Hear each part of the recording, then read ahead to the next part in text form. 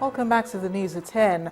5 suspected fraudsters accused of collecting money from job seekers for non-existing positions at the Federal Inland Revenue Service have been arraigned at a federal high court. The 5 accused persons pleaded not guilty to the charges. The accused were granted bail in the sum of 5 million naira and 2 sureties in like sum by Justice Gabriel Kolawole. Our correspondent Amaka Okafo reports. In recent times, there has been an increase in the money for job scam, with fraudsters promising unemployed persons jobs in exchange for money. However, 5 persons have met their Waterloo for defrauding one Miss Esther Nona of the sum of 45,000 naira with a promise to get her a job at the Federal Inland Revenue Service. The 5 accused persons, Alex Oki, Ogbonagu, Shuaibu Muhammad, Kehinde Jama and David Kachia, all pleaded not guilty to the 5-count charge against them. Their lawyer, Ebenezer Agbadaki, made a case for their bail. He told the court that all attempts to secure their bail since they were arrested on the 9th of September proved abortive. He urged the court to exercise its discretion in favor of his client. But lawyer to the Federal Inland Revenue Service, Chinonso Ede, told the court that contrary to what the accused person said, the accused have been granted bail. However, no one came forward to secure their bail. He refused to comment on the proceedings of the court. It's better you reach through FIRS Corporate Communications Department. They will give you all the information you need.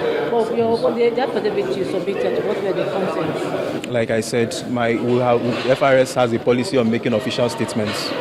Please, you may reach across to them. They have all the information you need. At the charge sheets? Everything is with them. They are standing trial for 1, conspiracy.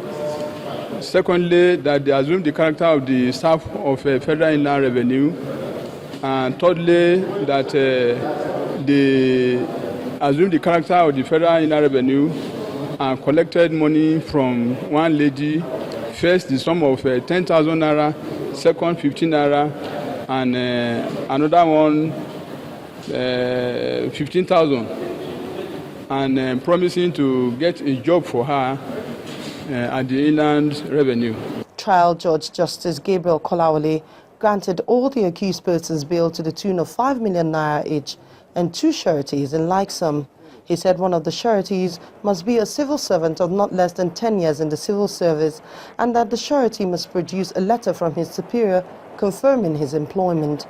The sureties must also be the owner of a landed property in Abuja worth 10 million naira and produce evidence of tax clearance in the last 3 years, amongst others. Amaka Okafo, Channels Television News. First Bank.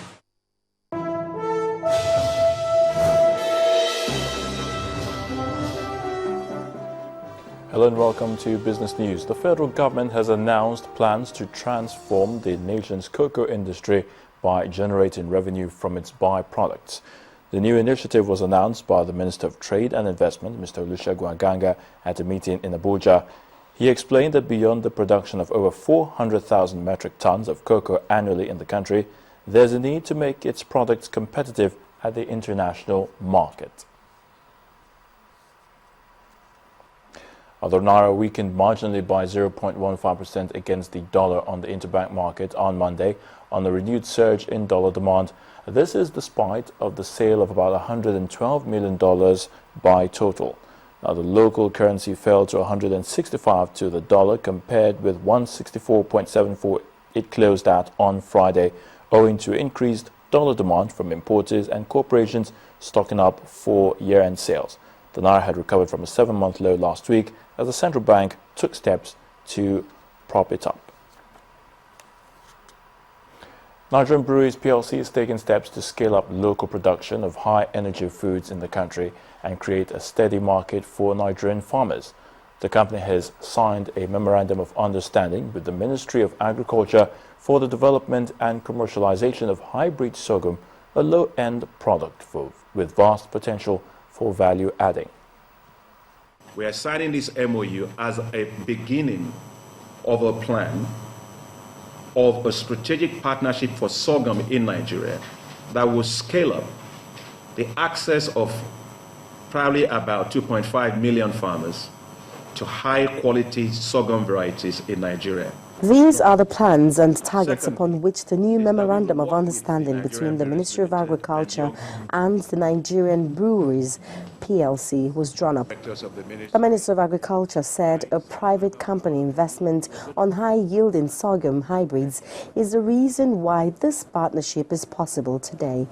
And top management of Nigerian breweries say developing sustainable alternatives to raw material inputs is a major focus.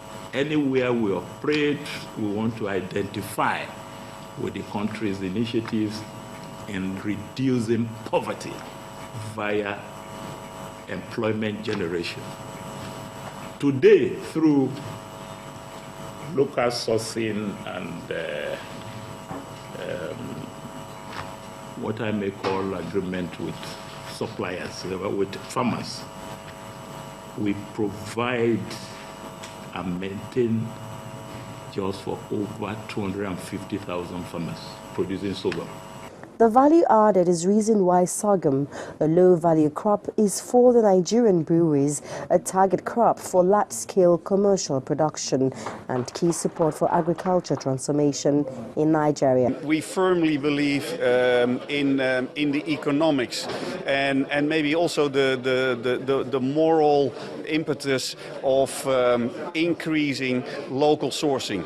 It symbolizes the efforts the ministry and Nigerian breweries will put together and make the high-yielding hybrids available for thousands and thousands and thousands of farmers. Already, the Nigerian breweries is supporting over 250,000 Nigerian farmers to cultivate and market high-yield hybrid sorghum seeds. Their target is 2.5 million farmers, but for that, a sustainable strategy that will ensure this partnership far outlives the signatories is required. Omelogo Nadi, Channels Television News. Our trading activities at the Nigeria equities market opened on a negative note as the key broad index shed 0.63% to close at 38,724.15. Here's Bisi Adebayo with a summary of today's closing figures.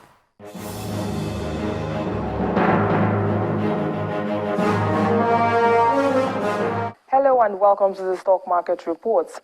Trading activities at the Nigeria equities market opened on a negative note as investors continue to book profits off stocks. The key broad index shed 0.63% to close at 38,724.15, while market capitalization also dropped to 12.82 trillion naira. Leading the day's losers is Seplat Petroleum Development Company with a 28 naira 7 copper decline. Nestle and Mobil also lost 18 naira and 7 naira 75 copper each. On the gainers table, 7-Up took the lead with 16 naira 69 copper.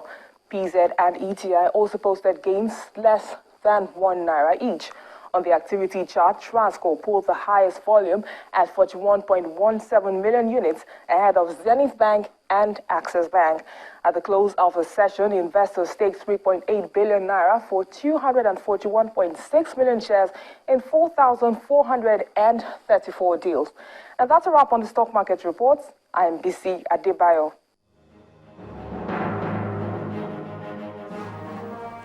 And that's it on Business News. Amarachi will be back with the rest of the news at 10.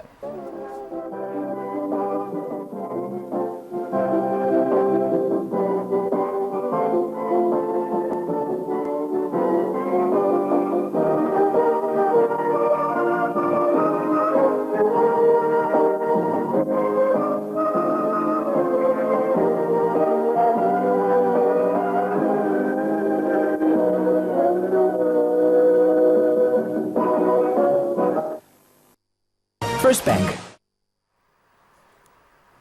Still ahead of the news at 10, South African police say it has launched a major manhunt for the killers of the national football captain Sanzo Muyiwa. We'll have more in sports news. Please join us again.